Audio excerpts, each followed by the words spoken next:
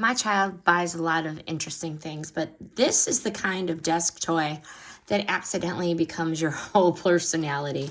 Butter bread squishy is ridiculously satisfying in that slow rise kind of way.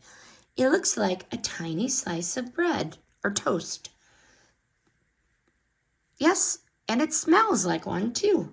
Super soft and slow rising.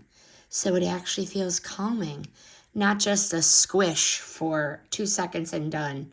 The bread and butter look is cute and weirdly realistic, which makes it fun to keep it on a desk or toss it in a bag. This is a great fidget for like anxiety, focus, and bored little hands.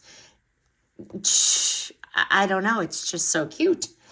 Expect some stickiness at first, and that's why my daughter keeps it covered when it's on her desk or her dresser. The scent is bread and butter, basically. Smells really, really good. Really good. An easy win for a stocking stuffer, party favors, or that one friend that always needs something in their hands while they talk, or my child who just loves squishies.